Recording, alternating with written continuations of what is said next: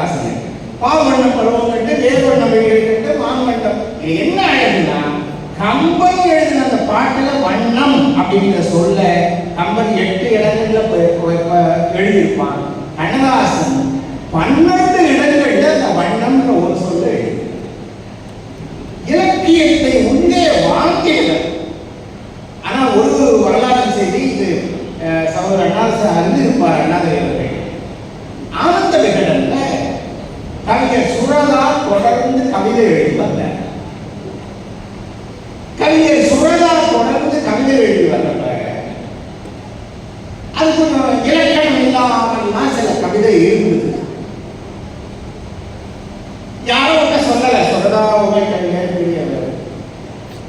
ஆனா அந்த காலத்தில் ஒருத்தர் இருந்தார், உங்களுக்கு தெளிவாக தெரியல, அவருக்கு பேர் சோ. யாரும் கமெண்ட் அடிப்பார், அது வில்லங்கமா கமெண்ட் அடிப்பார். அவரு என்ன எழுதினார், இது ஒரு கவிதையா, சுரதா எழுது கவிதையா? நீங்க இப்பதான் சின்ன பிள்ளைங்களுக்கு தெரியுமா தெரியல, பெரியவங்களுக்கு தெரியும், கம்போஸ் பண்ணுவாங்க முன்னெல்லாம் தெரியுங்க. அச்சுக்கூடத்துல ஒவ்வொரு எழுத்தா எடுத்து கம்போஸ் பண்ணுவாங்க. தமிழ்னா தா எடுத்து வைப்பாங்க, அப்புறம் நீ எழுதி கம்போஸ் பண்றது பேரு. அதை பண்றதுக்கு ஒருத்தர் இருப்பார், அவருக்கு கம்போசிட்டர்னே பேர். கம்போசிட்டர்னு பேர். சோழ என்ன பண்ணாரு, இது கவிதையே கிடையாது, கம்போஸ் பண்றவர் பிரிச்சு பிரிச்சு போட்டுட்டார், இது கவிதை கிடையாது. அதனால நான் எழுதுறதே கவிதையா நினைச்சு கம்போசிட்டர் இதை கவிதை மாதிரி பிரிண்ட் பண்ணி போடுங்கன்னு ஆனந்த விகடன்ல எழுதினார். ஆனந்த விகடன்ல இது வெளி வந்துருச்சு. சுரதா கவிதைய சோ கிண்டல் பண்ணவங்க தமிழ் படிச்ச பல பேர் பொங்கலாம். எப்படி நடக்கலாம்? விகடனுக்கு அது நல்ல வியாபார தந்திரமாகி சங்க பலகை அப்படிங்கிற ஒரு பேர்ல பல பேர்கிட்ட கவிதை வாங்கி போட்டாங்க. இது நான் கல்லூரி மாணவனாக நடந்தது. யாரும் கவிதை வாரி கவிதை எழுதினாரு.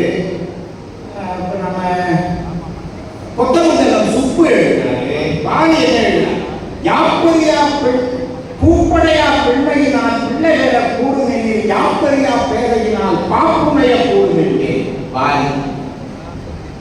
கம்போசிட்டர் உதவியின்றி ஒரு கவிதை புறப்பட்டு வருகிறது, நம்பாத நண்பர் சோ படிக்கட்டும், ரொம்ப நல்ல கவிதை என்று சொல்லட்டும், கொத்தமங்கல சோ. சுரதாவே ஒரு கவிதை எழுதினார். சிலர் எழுதக்கூடாது, மேடையே சிலர் பேசக்கூடாது, இங்கே பலர் எழுதி கெடுத்துள்ளார், துப்பை செய்யும் பத்திரிகை நடத்தி வரும் நண்பர் சோ, அலைவரிசை வசனத்தால் கவிதை எனும் ஆர்ப்பாட்டம் என்றே பாதிக்கின்றார், தலைவரிசை கவிதைகளை தாக்குகின்றார், தாக்குபவர் தாக்கெல்லாம் பள்ளம் தாக்குகின்றார். இந்த கவிஞர் புறத்துல கண்ணதாசன் கிட்டே ஒரு கவிதை வாங்கினார். அதுதான் முக்கியம். வாரி கவிதை வருது, கொத்தமங்கல சுப்பு கவிதை வருது, சுரதா கவிதை வருது. கண்ணதாசன் கவிதை வரல, கண்ணதாசன் கடிதம்னு. அதுல கண்ணதாசன் என்ன எழுதிட்ட, நீங்க ஒரு கவிதை கேட்டீங்க, நான் அதை அனுப்பிட்டேன். ஆனா அப்புறம் தான் எனக்கு தெரிய வந்தது, தமிழ்நாட்டினுடைய பல பெரிய கவிஞர்களுக்கிடையில் நடக்கும் கவிதை போட்டி அது என்று. அதை கலந்து கொள்ளும் கவிதை எனக்கு இல்லை. எனவே என் கவிதையை திருப்பி அனுப்பிவிடுங்கள், வேண்டுமானால் இந்த கடிதத்தை பிரசவித்துக் கொள்ளலாம் அப்படின்னு கண்ணதாசன். நான் அந்த கவிதை என்ன தெரியுமான்னு அன்னைக்கெல்லாம் கேட்டேன், யார்கிட்ட தெரியல, என்ன கவிதை கண்ண. ஆனா அதுதான் அடக்கம். அவ்வளவு படிச்சிருந்தாலும் பெரியவங்க மத்தியில் நான் காட்டக்கூடாது. எவ்வளவு எழுதுங்க. இப்பதான் யூடியூப்ல எல்லாம் வருதுல்ல, நாகேஷ் ஒரு யூடியூப்ல பேசியிருந்தேன், நான் ஞாபகம் மட்டும் படுத்துறேன், நீங்க நிறைய பேர் கேட்டுப்பீங்க. கவிஞர் பாட்டு எழுத உட்கார்ந்துட்டாரு, நம்ம பஞ்சகன் கூட எழுத உட்கார்ந்துட்டாங்க. நாகேஷ் அப்படி நடந்து வராங்க, ரொம்ப நல்லா பழகி வைப்பாங்க. வாய் அப்பாரியா, இல்லை இல்லை நான் வேலையை போறேன், உட்காரியா உடக்கார பாட்டு தான் எழுதிட்டேன் நான் சொல்லிட்டு போறாரு. இன்னும் பாட்டு அந்த தூத்துக்குடி பாஷையிலேயே ஒரு பாட்டுலாம் வருவாங்க, படம் பேரு நான் வரல. Okay right. அதுல மெட்ராஸ் நல்ல மெட்ராஸ். அப்ப கனடாஸ் உட்காரியா மெட்ராஸ் நல்ல மெட்ராஸ். ஓ அனுபவம் என்னன்னு சொல்லு, என்ன இதை போடலாம்னு சொல்லிட்டு இது யூடியூப்ல இருக்கு. நாகேஷ் பேசுகிறேன். நாகேஷ் சொல்றேன் இது நல்ல மெட்ராஸ் ஆயிடுது. நான் தாராபுரத்தை கொண்டு வரேன், அங்கெல்லாம் எவ்வளோ நேச்சுரலாக இருக்கும். இது என்ன பார்க்கறதுக்கு புளியோட கண்டுபிடி இருக்கிறேன். மெட்ராஸ்ல செத்து போன கண்டுபிடிக்கு வட்டலை திணிச்சு 4 கட்டையை கால் மாதிரி சுருகி மாடு முன்னால காமிச்சு அப்புறம் பாதுகாக்கிறான். அந்த கண்டுபிடி மாடுக்கு தெரியுமா இது செத்து போன கண்டுபிடி, இது நம்ம கண்டுபிடி யாரும் தெரியுமா? நீங்க அதை கவனிச்சிருக்கீங்களா? சரி, நானே பார்த்துக்காங்க மாதிரி இருக்கும்.